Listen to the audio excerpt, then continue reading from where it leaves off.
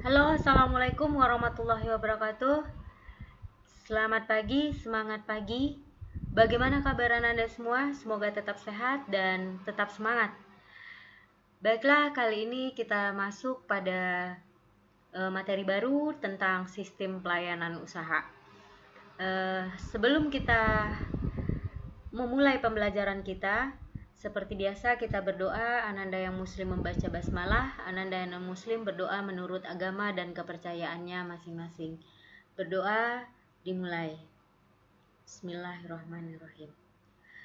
Baik Ananda semua, materi kita pada kali ini adalah sistem layanan usaha. Bagaimana sistem layanan usaha itu nanti akan mengarahkan pada pelayanan prima. Apa tujuannya, apa manfaat pelayanan prima, apa aja azas-azas dasar pelayanan itu nanti kita akan kupas tuntas satu persatu. Yuk kita lihat kompetensi dasar, tujuan, serta materinya.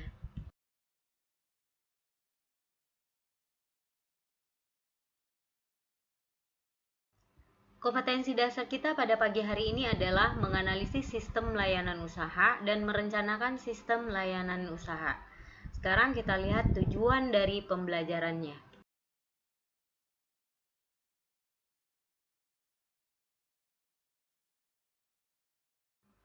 Nah, inilah tujuan pembelajaran kita pada pagi hari ini.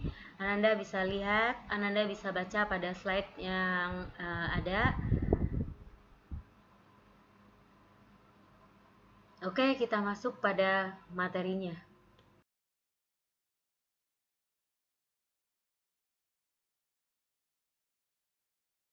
Materi kita pada pagi hari ini adalah tentang pengertian pelayanan usaha, konsep pelayanan prima, tujuan, manfaat, dan fungsi pelayanan prima. Sedangkan untuk macam-macam sama analisis layanan serta keunggulan dan kelemahan sistem layanan nanti kita akan bahas pada pertemuan berikutnya.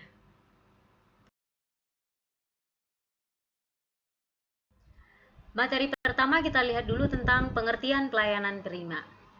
Di sini Bu Reja mengambil dua para ahli, yang pertama Grondros dan yang kedua Suparlan. Menurut Grondros, pelayanan itu adalah suatu kegiatan atau serangkaian aktivitas yang bersifat tidak terlihat yang terjadi sebagai dampak adanya hubungan antara pelanggan dengan pegawai yang diberikan oleh perusahaan kepada pemberi pelayanan yang dimaksudkan untuk menyelesaikan persoalan pelanggan. Sementara menurut Suparlan, pelayanan itu adalah usaha pembagian bantuan atau dukungan kepada orang lain, baik berupa fisik maupun non-fisik, agar orang itu dapat menyelesaikan masalahnya sendiri. Nah, inilah tentang pengertian pelayanan menurut para ahli. Nanti kita akan masuk pada pengertian pelayanan prima itu sendiri.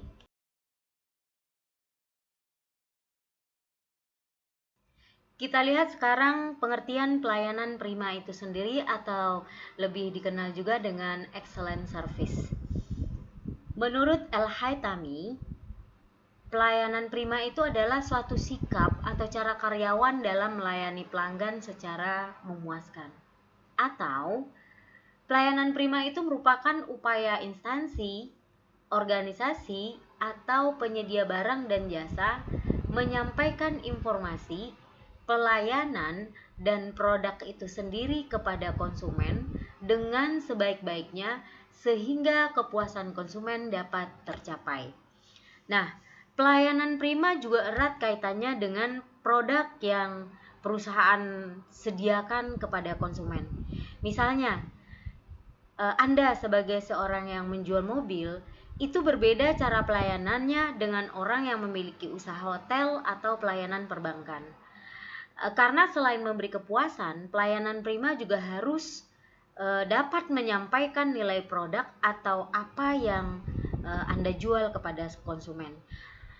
Disebut juga dengan service excellent di sini bahasa asingnya. Nah, inilah pengertian dari pelayanan prima.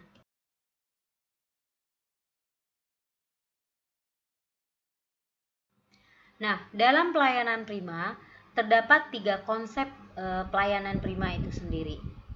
Yang pertama ada namanya attitude. atau sikap. Yang kedua ada attention atau perhatian. Yang ketiga ada action atau tindakan. Yuk kita bahas satu persatu. Kalau bisa Ananda siapkan peralatan tulisnya, karena ini hanya akan saya jelaskan secara lisan.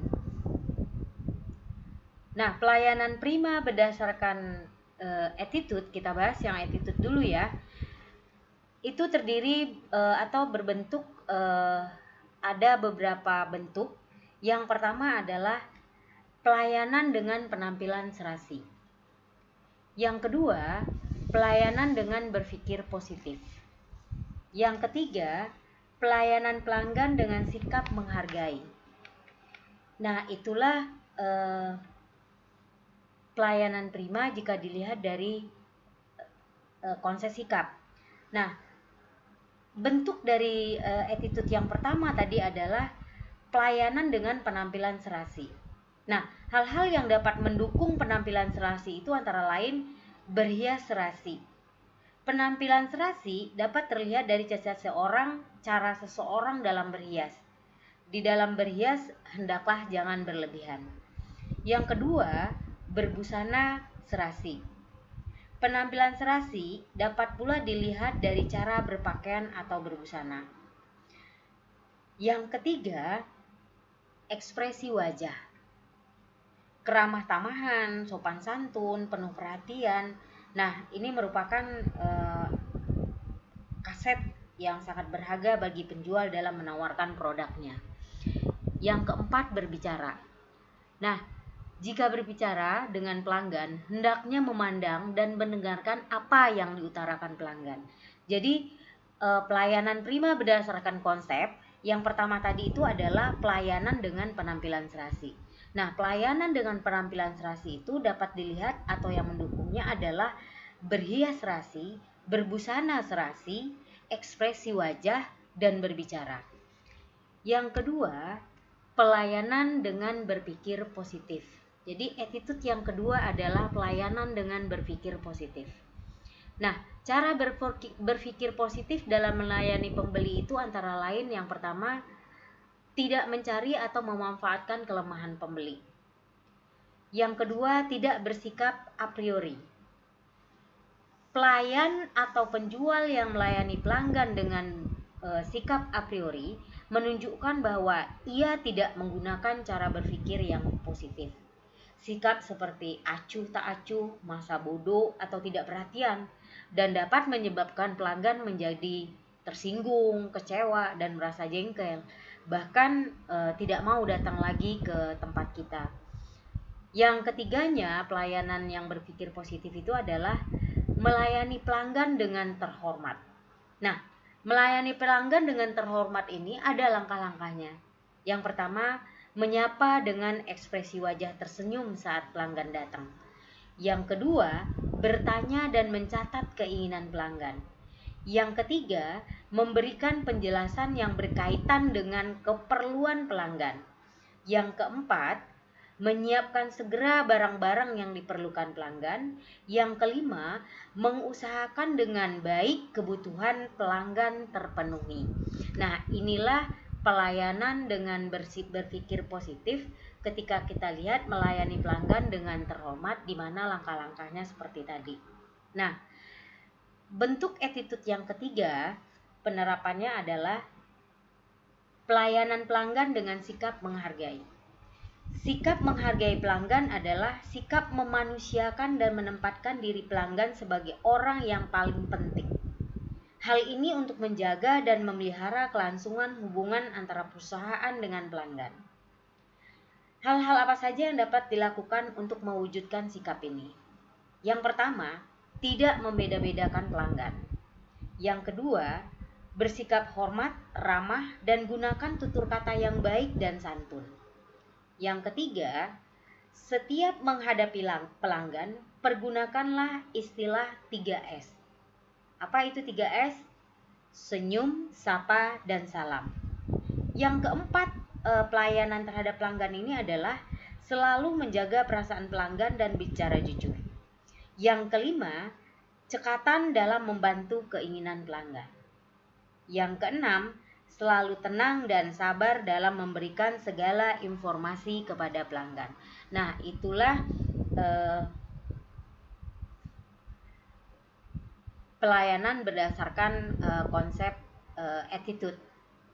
Nah, sekarang yang kedua kita lihat berdasarkan konsep perhatian atau attention. Perhatian itu merupakan sikap yang menunjukkan kepedulian atau minat seseorang terhadap suatu. Biasanya muncul dari ketertarikan dan dorongan hati karena pengaruh situasi yang dihadapinya. Nah, konsep perhatian ini dalam pelayanan prima itu merupakan semua aktivitas karyawan yang berkaitan dengan upaya mendengarkan dan memahami kebutuhan pelanggan. Nah, bentuk-bentuk dari konsep perhatian ini yang pertama, mendengarkan dan memahami kebutuhan pelanggan. Cara-cara efektif dalam mendengarkan dan memahami kebutuhan pelanggan, yang pertama adalah bersikap baik dan ramah pada saat bertemu dengan pelanggan. Yang kedua, pada saat berbicara dengan pelanggan atau saat pelanggan berbicara, mendengarkan dan menyimak baik-baik apa yang diutarakan pelanggan. Yang ketiga, hindari perdebatan dengan pelanggan. Yang keempat, perhatikan baik-baik dan catat dengan cermat dan tepat apa saja yang dibutuhkan pelanggan. Yang kelima, berikan informasi yang jujur mengenai produk yang dijual. Yang keenam, mendengarkan dengan sabar dan tampung semua keluhan pelanggan mengenai produk yang dijual. Bentuk konsep attention yang kedua adalah mengamati perilaku pelanggan. Perilaku pelanggan merupakan tindakan proses dan hubungan sosial yang dilakukan oleh seseorang, kelompok, dan organisasi dalam mendapatkan dan menggunakan suatu produk atau lainnya sebagai suatu akibat dari pengalamannya dengan produk, pelayanan, dan sumber lainnya. Tujuannya apa? Agar penjual memperoleh informasi yang sesuai mengenai keinginan dan kebutuhan pelanggan, serta dapat mengantisipasi berbagai masalah yang mungkin timbul dengan mengambil langkah yang strategis. Sedangkan bentuk daripada konsep attention yang ketiga adalah berpikir. Berpikir merupakan kemampuan menghubungkan satu hal dengan hal lain untuk mengambil suatu kesimpulan dalam memutuskan suatu tindakan yang tepat. Setelah mempunyai informasi dari pelanggan yang diperoleh ketika mendengarkan kebutuhan dan mengamati perilakunya, penjual harus segera memikirkan tindakan yang tepat terhadap pelanggan tersebut, sehingga pelanggan merasa terlayani dengan baik dan termotivasi. Bentuk konsep yang keempat dari attention adalah mencurahkan perhatian penuh pada pelanggan. Caranya seperti apa? Yang pertama, melaksanakan komitmen untuk fokus melayani pelanggan. Yang kedua, mengenali apa yang menjadi kebutuhan pelanggan dan menghargai kepentingannya. Yang ketiga, menampung keluhan pelanggan dengan memantau dan mencatat semua permasalahan pelanggan. Yang keempat, selalu menempatkan pelanggan sebagai mitra yang sejajar dengan perusahaan. Sekarang kita lihat bentuk konsep pelayanan prima yang ketiga, yaitu action. Action adalah suatu konsep pelayanan dalam rangka meyakinkan pembeli agar membeli barang yang kita tawarkan. Melaksanakan pelayanan prima berdasarkan konsep tindakan ini bentuknya antara lain. Yang pertama, mencatat pesanan pelanggan. Ini langkah pertama yang dilakukan oleh pelanggan dalam membeli barang adalah dengan memesan terlebih dahulu. Adanya pesanan dari pelanggan merupakan awal terjadinya transaksi jual beli. Nah, untuk itu, setiap pesanan yang diminta pelanggan harus segera dilayani dengan cara didengarkan dan dicatat secara cermat dan teliti. Konsep action yang kedua adalah pencatatan kebutuhan pelanggan. Pencatatan kebutuhan pelanggan berbeda dengan pencatatan pesanan pelanggan. Pencatatan kebutuhan pelanggan menyangkut objeknya, yaitu sifatnya dan tingkat konsumsi, kebiasaan atau waktu kebutuhannya. Bentuk yang ketiga dari action adalah penegasan kembali kebutuhan pelanggan. Itu biasanya menyangkut hal-hal sebagai berikut. Kita penegasan itu, apakah merek dan jumlah barang yang dipesan sesuai dengan keinginan pelanggan. Yang kedua, kapan waktu pengiriman barang dilakukan. Yang ketiga, bagaimana cara membungkus dan pengepakan barang. Yang keempat, bagaimana cara pembayarannya, uang tunaikah, transferkah, atau cek. Yang kelima, siapa yang menanggung ongkos angkut, apakah penjual atau pembeli. Nah, inilah penegasan kembali, bentuk penegasan kembali kebutuhan pelanggan itu menyangkut hal-hal seperti tadi. Konsep action yang keempat berbentuk mewujudkan kebutuhan pelanggan. Manfaat yang diperoleh jika berhasil mewujudkan kebutuhan pelanggan adalah menambah pelanggan baru, menambah pelanggan tetap, menambah jumlah penjual. Yang kelima, memberikan layanan purna jual, yaitu layanan pasca pembelian. Yang keenam, mengucapkan terima kasih dengan harapan pelanggan kembali.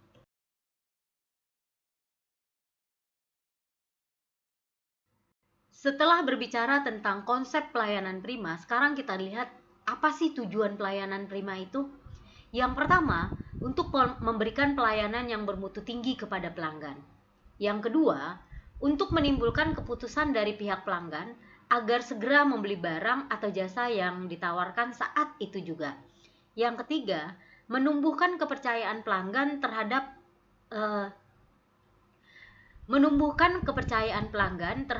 barang yang ditawarkan. Yang keempat, untuk menghindari terjadinya tuntutan-tuntutan yang tidak perlu di kemudian hari terhadap produsen. Yang kelima, untuk menciptakan kepercayaan dan kepuasan kepada pelanggan. Yang keenam, untuk menjaga agar pelanggan merasa diperhatikan segala kebutuhannya. Dan yang terakhir adalah untuk mempertahankan pelanggan. Nah, inilah tujuan dari pelayanan prima. Di samping tujuan pelayanan prima, sekarang kita lihat fungsi pelayanan prima. Nah, fungsi daripada pelayanan prima itu yang pasti adalah untuk melayani pelanggan dengan ramah, tepat, dan cepat sehingga pelanggan merasa puas. Yang kedua, untuk menciptakan suasana di mana konsumen merasa diperhatikan dan dianggap sangat penting bagi perusahaan. Yang ketiga, untuk menciptakan pangsa pasar yang lebih baik lagi terhadap produk atau barang maupun jasa yang dijual. Yang keempat, untuk memuaskan pelanggan supaya tetap menggunakan produk maupun jasa perusahaan. Yang kelima, untuk menempatkan para pelanggan sebagai mitra bisnis. Yang keenam, untuk dapat memenangkan persaingan di pasar. Yang ketujuh, untuk memberikan keuntungan yang maksimal pastinya.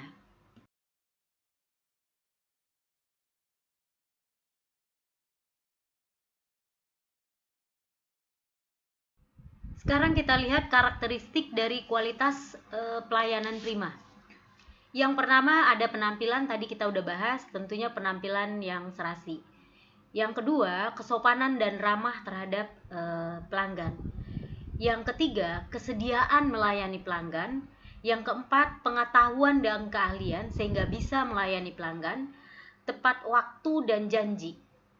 Yang keenam, kejujuran dan kepercayaan. Yang ketujuh, ada efisiensi. Yang kedelapan, kepastian hukum sehingga customer tidak merasa ragu untuk berhubungan dengan perusahaan kita. Yang kesembilan, keterbukaan. Kesepuluh, biaya.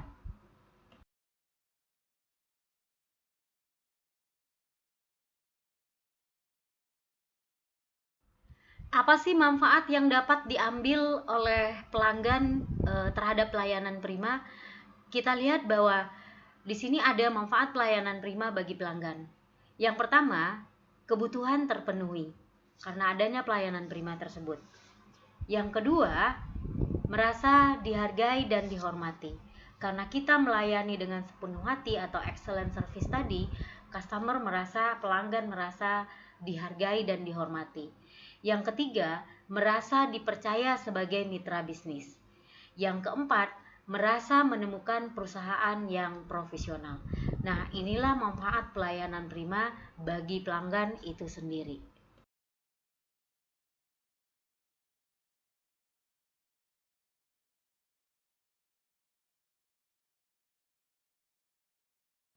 Dengan berakhirnya pembahasan tentang manfaat pelayanan prima bagi pelanggan, maka berakhir jugalah pertemuan kita pada pagi hari ini, di mana kita sudah membahas tadi tentang pengertian pelayanan prima, tujuan pelayanan prima, fungsi pelayanan prima, dan yang paling penting adalah konsep daripada pelayanan prima itu sendiri yang terdiri atas 3: attitude, attention, dan action, yang kita bahas satu persatu tadi secara rinci.